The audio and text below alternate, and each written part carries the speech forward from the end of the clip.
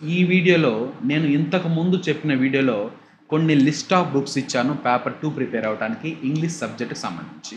అందులో ఒక important book గురించి నేను మీకు చెప్పాను.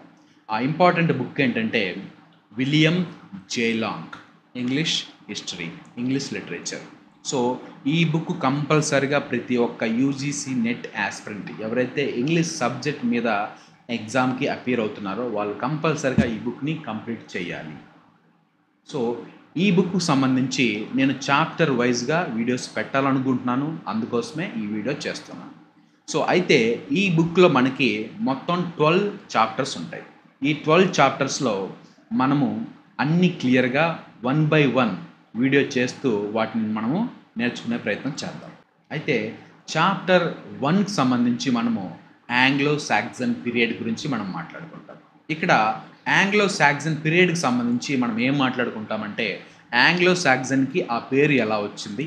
అలాగే ఆంగ్లో సాక్సన్ పీరియడ్‌లో పీపుల్ ఎలా ఉన్నారు? వాళ్ళ లైఫ్ స్టైల్ ఏంటి? అలాగే ఆంగ్లో సాక్సన్‌లో పొలిటికల్ హిస్టరీ ఏంటి? అలాగే ఆంగ్లో సాక్సన్ పీరియడ్‌లో కల్చర్ హిస్టరీ ఏంటి? ఆంగ్లో సాక్సన్ పీరియడ్‌లో పోయెట్రీ ఎలా ఉంది? ప్రోజ్ ఎలా స్టార్ట్ అయింది?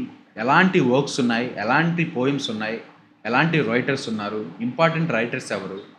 వీటన్నిటి గురించి మనము ఈ వీడియోలో క్లియర్‌గా తెలుసుకుందాం. సో, ఆంగ్లో సాక్సన్ పీరియడ్‌లోకి వెళ్తే ఈ పీరియడ్ మనకి 450 నుంచి 1050 ఏడీ వరకు మనకి ఉంటుంది.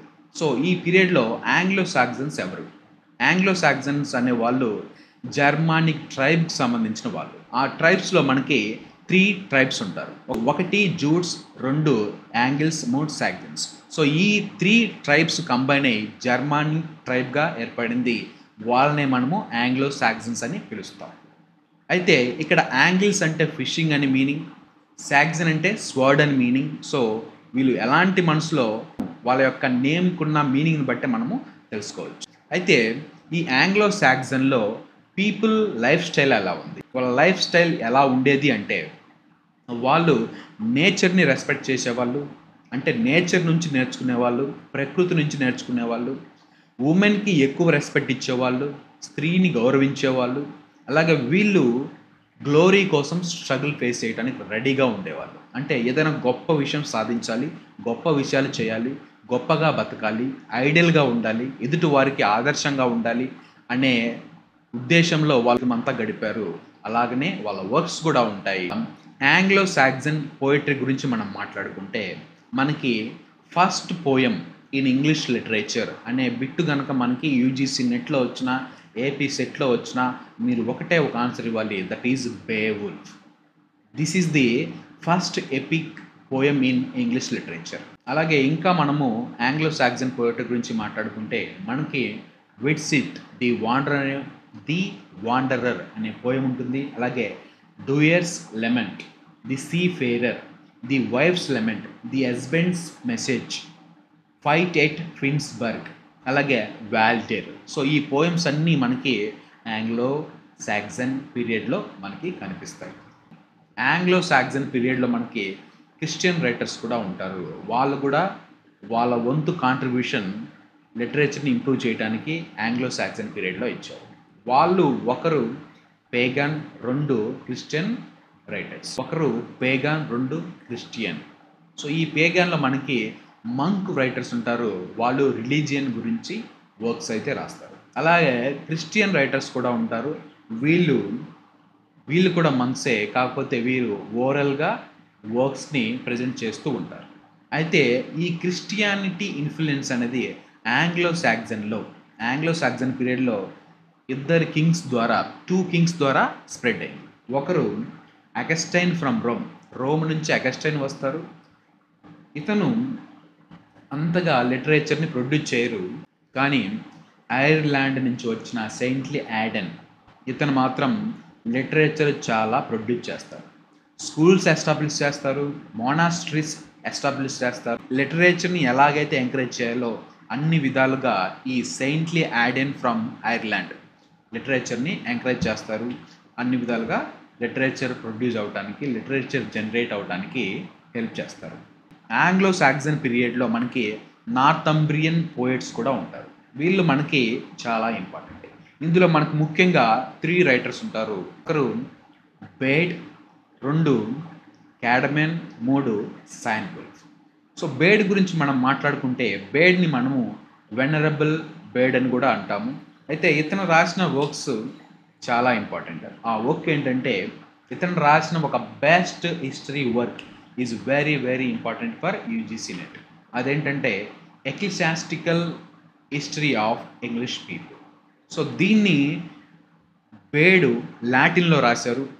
ఇది 1731 ఇయర్లో పబ్లిష్ అయ్యింది. అయితే ఈ బేడ్ని మనము ఫాదర్ ఆఫ్ ఇంగ్లీష్ లెర్నింగ్గా కూడా మనం మాట్లాడుకుంటాం. సో అలాగే కమింగ్ టు క్యాడమెన్, ఇతని గురించి మనం మాట్లాడుకోవాలంటే ఇతన్ని ఆంగ్లో సాక్సన్ మిల్టన్ అని పిలుస్తారు.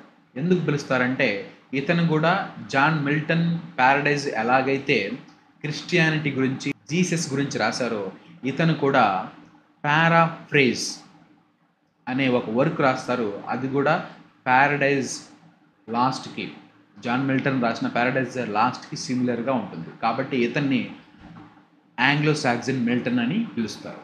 అయితే సైన్వుల్ఫ్ అనే రైటర్ కూడా ఉన్నాడు. ఇతనికి సైన్వుల్ఫ్ అనే పేరు ఎలా వచ్చిందంటే అతను రాసిన వర్క్స్ మీద అతని సిగ్నేచర్ అయితే చేశారు. ఇతను రాసిన వర్క్స్ మీరు గమనిస్తే ఫైట్ ఆఫ్ అపోస్టల్స్, జూలియానా, అలాగే హెలీనా, క్రిస్ట్, అలాగే డ్రీమ్ ఆఫ్ రూడ్ అనే వర్క్స్ ఇతను రాశారు. అలాగే ఆంగ్లో సాక్సన్ పీరియడ్ డిక్లైన్ అవటానికి, డెస్ట్రాయ్ అవ్వటానికి, అంతరించిపోవటానికి ముఖ్యమైన రీజన్ ఏంటంటే డేన్స్ ఇన్వేజన్. ఎప్పుడైతే డేన్స్ ఆంగ్లో సాక్సన్ని ఇన్వైట్ చేస్తారో వాళ్ళు ఆంగ్లో సాక్సన్ లిటరేచర్ని, వాళ్ళ యొక్క స్కూల్స్ని, వాళ్ళ యొక్క మొనాస్ట్రీస్ని అన్నిటినీ డెస్ట్రాయ్ చేస్తారు. వాళ్ళకున్న కల్చర్, లిటరేచర్ అన్నీ డ్యామేజ్ అవుతాయి, డిస్టర్బ్ అవుతాయి.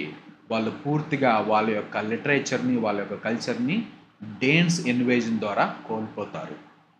ఇలాంటి సందర్భంలోనే మనకి ఆల్ఫ్రెడ్ ది గ్రేట్ అనే ఒక కింగ్ వస్తారు. ఆ కింగ్ ద్వారా మనకి ప్రోజ్ అనేది ఇంగ్లీష్ లిటరేచర్లో డెవలప్ అవుతుంది. ఇతను తన బెస్ట్ ఏదైతుందో అంతా ఇస్తాడు for preserving the history of English literature. Not only English literature but also English history, the kings and queens of the England. So దానికోసమే అతను ఆంగ్లో సాక్సన్ క్రానికల్ని స్టార్ట్ చేస్తారు. ఆ chronicle more than 2 centuries circulate అవుతూ ఉంటుంది. So this is about Anglo Saxon period chapter 1 in William J Long book. Next వీడియోలో Anglo Norman period గురించి మాట్లాడుకుంటాం. అది 1066 AD నుంచి 1350 AD వరకు మనము అక్కడ జరిగిన వర్క్స్, అక్కడ జరిగిన రైటర్స్, అక్కడ పొలిటికల్, కల్చరల్ హిస్టరీ గురించి క్లియర్గా చాప్టర్ 2లో నెక్స్ట్ వీడియోలో తెలుసుకుంటాం. So thank you for watching. Please do subscribe and share and comment to our ఇంగిత యూట్యూబ్ ఛానల్. ఎందుకంటే మీరు కామెంట్ చేసినా, మీరు లైక్ చేసినా అది నాకు ఎనర్జీ ఇస్తుంది నెక్స్ట్ వీడియోస్ చేయడానికి. కాబట్టి please do share, like and comment to our ఇంగిత YouTube channel. Thank you all for watching.